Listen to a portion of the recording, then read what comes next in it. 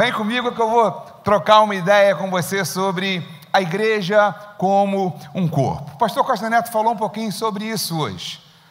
Ele falou dessa essência de uma igreja que é um modelo de igreja, é algo que vem da igreja primitiva, vem do século I, e que de repente a gente acabou perdendo na nossa vida, na nossa correria, nas nossas relações.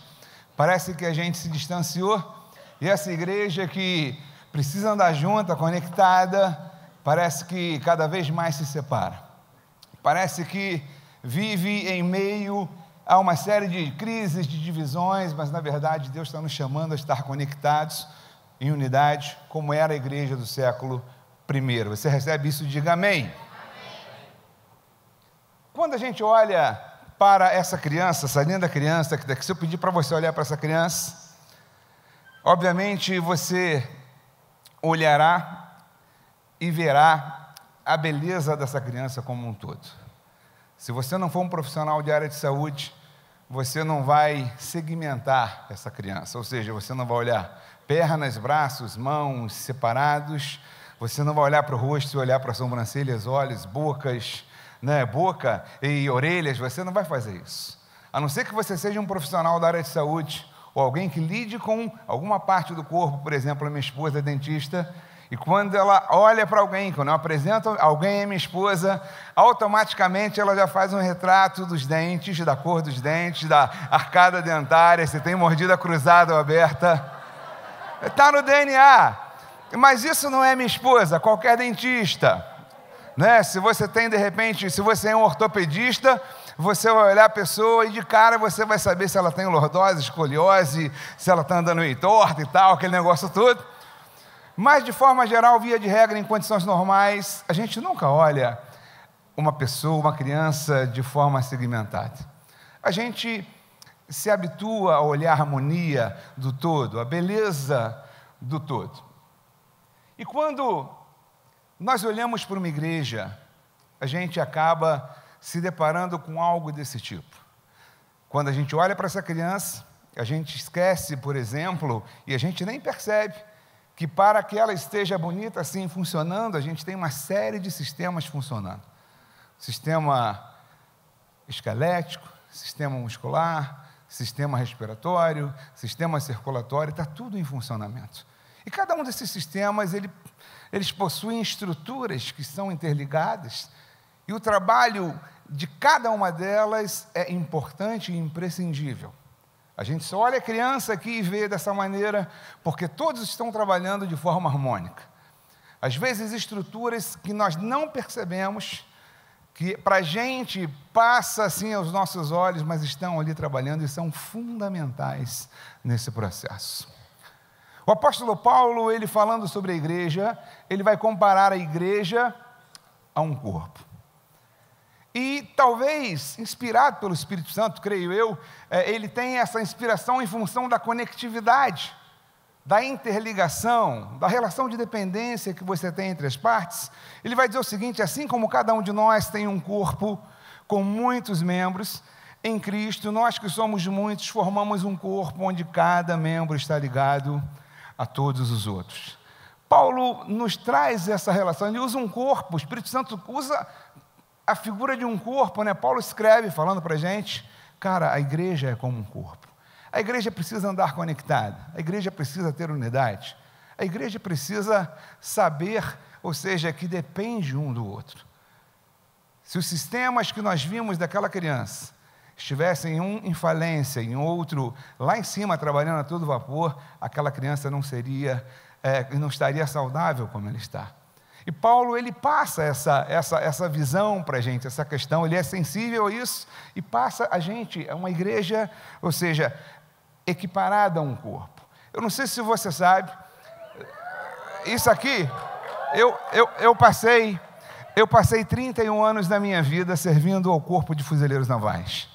Eu tive lá uma bela experiência, foi um tempo de muito aprendizado, um tempo onde eu fui muito abençoado, um tempo onde eu cresci, não apenas no piso, mas eu cresci como pessoa. Mas Uma das coisas que mais me marcou, uma das experiências e aprendizados que mais impactaram a minha vida foi justamente o espírito de corpo. Pastor, o que é o espírito de corpo? É essa capacidade que nós temos, como militar digo agora, de ser uma unidade. Um quartel é uma organização militar que é conhecido como uma unidade.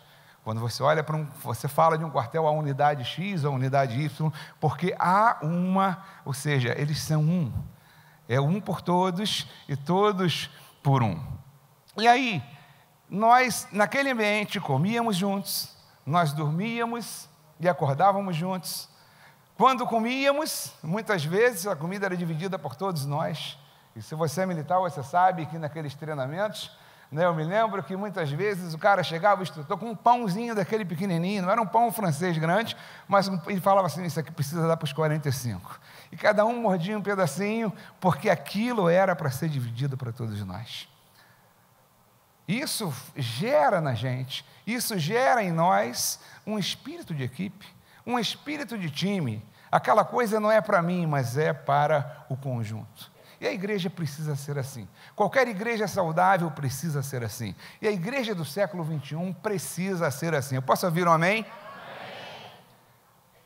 Quando nós olhamos essa turma aqui, unida, é uma galera da nossa igreja que está junto, a gente vê a imagem de um grupo que forma um time, que forma um corpo, que estão em unidade de propósito. Eu me lembro que em uma daquelas ocasiões, nós estávamos fazendo um curso, todo oficial tem que fazer aquele curso, oficial de infantaria, estava lá um oficial fuzileiro fazendo, e nós tínhamos que superar um obstáculo, que era realizar uma marcha da cidade de Paraty à cidade de Cunha, uma marcha de aproximadamente 50 quilômetros. O problema é que não era uma marcha numa linha reta, ou seja, não era num plano, nós tínhamos que atravessar uma serra do mar. E nós começamos aquela marcha 7 horas da noite, nós jantamos, e começamos 7 horas da noite e acabamos 14 horas depois, 9 horas da manhã do outro dia. Meia-noite nós paramos. Comemos uma coisa, ficamos 30 minutos parados e depois marchamos até 6 horas da manhã. Tomamos um café e depois marchamos até 9 horas. Mas o interessante daquele movimento, daquele adestramento, na verdade não foi a distância que nós percorremos. O maratonista vai falar o seguinte, não, eu corro 42 em 2 horas, mas a situação era outra. Lá a gente estava saindo do nível do mar para um local que estava acima do nível de Teresópolis, de Petrópolis, de Friburgo. A gente estava num local onde a gente subia, trilhas ruins, com capacete, com colete à prova de bala, com equipamento, com armamentos. E além de tudo, nós tínhamos a famosa maca.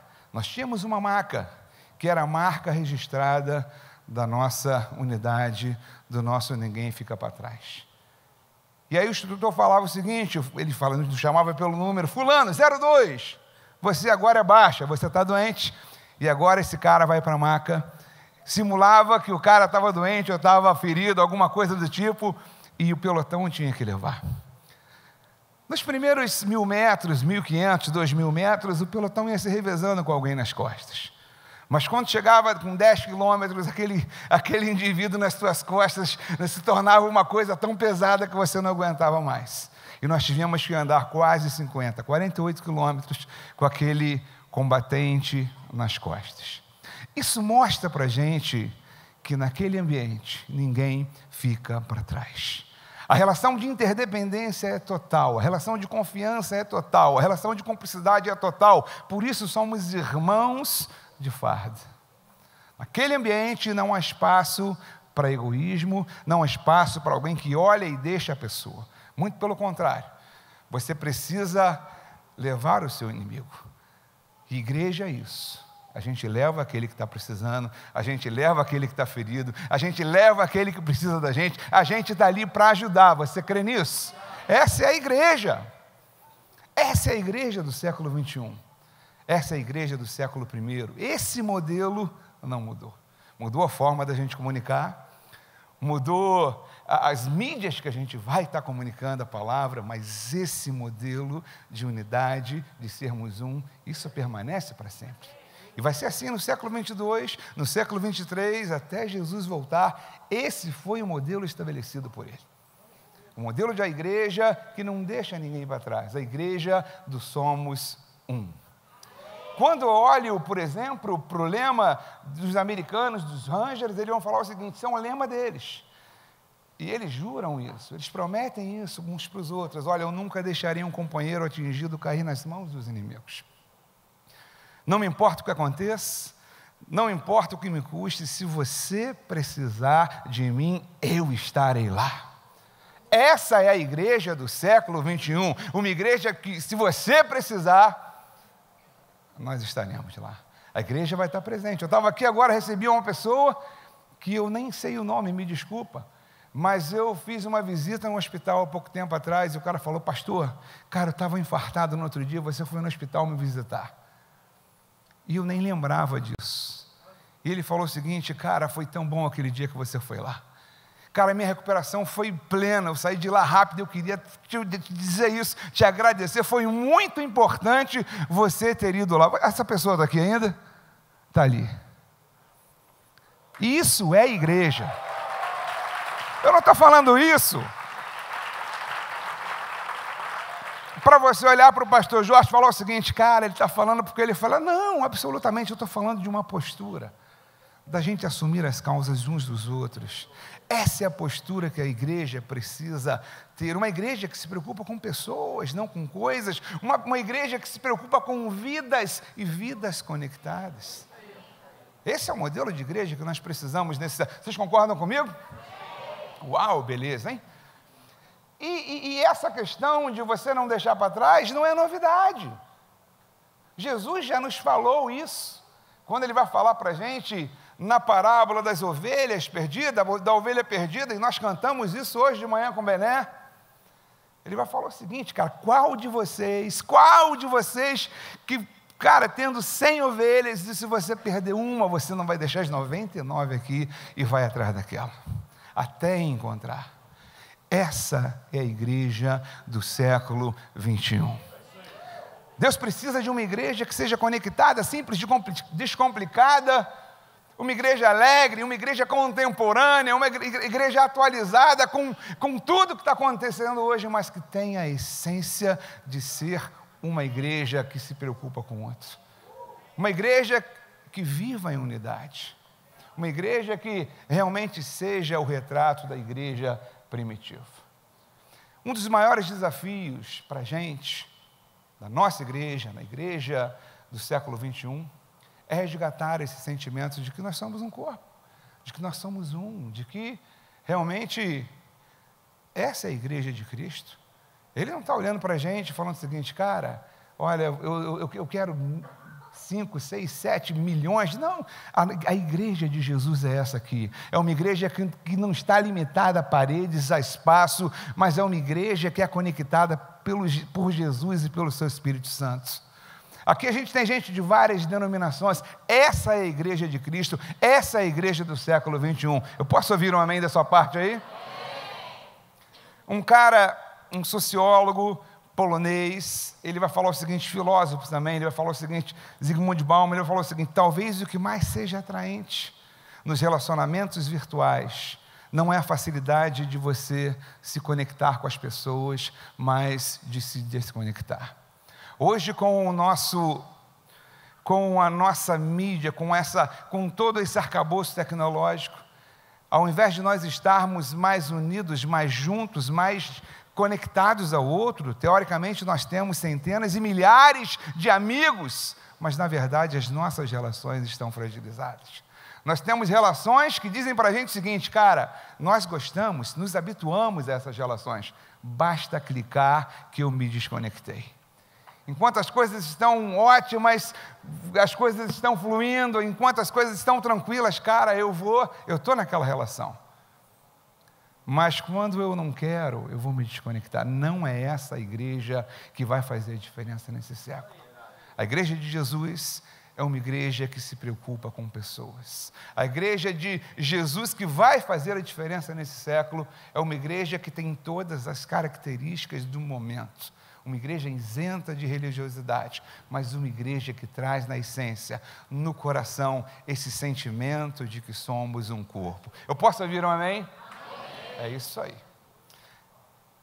Eu vou pular isso aqui porque eu estou atrasado no tempo e vou ler contigo para finalizar um versículo, na verdade, são 3 versículos que a gente vê no livro, no Evangelho de João, dito aqui pela Camila, ela citou esse versículo, e essa é uma oração, uma das únicas orações que Jesus faz pela igreja. Ele vai falar o seguinte: olha, não rogo somente por esses, orando pelos seus discípulos, mas também por aqueles que vierem a crer em mim, falando da gente, da igreja do século 21, por intermédio de sua palavra, para que todos sejam um, e como tu és um em mim e eu em ti, também sejam eles um em nós, a fim de que sejam aperfeiçoados na unidade, para que o mundo creia e conheça que tu me enviaste e os amaste, como também amastes a mim.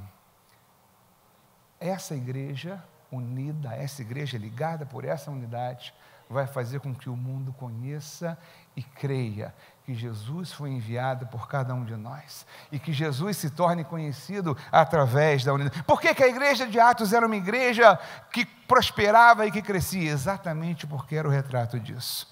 Eles eram unânimes, assumiam as causas uns dos outros, chegavam a levar os seus bens para que, na verdade, fossem repartidos entre todos, tinham um só espírito, centralidade de Cristo, e a igreja crescia, crescia, crescia. A igreja que vai crescer é a igreja que conta com todo esse arcabouço tecnológico da modernidade, mas é uma igreja que mantém a essência da unidade em Cristo. Você recebe isso? Diga amém!